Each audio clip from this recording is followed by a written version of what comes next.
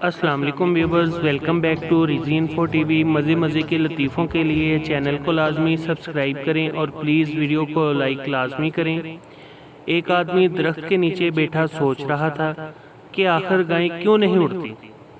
अचानक उसके सर पर कौवे ने बीट कर दी। उस आदमी ने सर उठाया और कहा, या अल्लाह, तेरा शुक्र है कि गाय नहीं उड़ती। लड़की: बाबा जी, मेरे दिल में दर्द है, मुझे दम कर दे।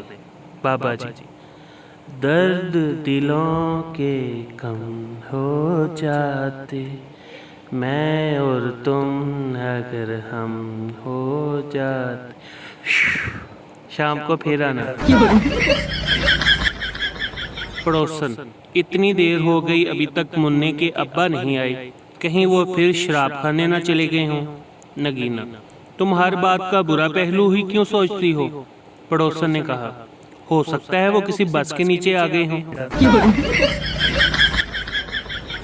पप्पू: अगर आपको पता चले कि मैं अव्वल आया हूँ तो आप क्या करेंगे? बाप: मैं तो खुशी से पागल हो जाऊंगा। पप्पू: बस इसी डर से मैं फेल हो गया हूँ। बीवी: पड़ोस वाली हर साल अपने शोहर के साथ बाहर सैर करने जाती है, आप कभी लेकर ही नहीं गए। शोहर: लो, मैंने 5-6 दफा उससे पूछा, वो मानती ही नहीं। शोहर ने रास्ते में रुककर एक पान खरीदकर बीवी को दिया। बीवी: आपने अपने लिए क्यों नहीं लिया? शोहर: मैं तो वैसे भी खामोश रह सकता हूँ।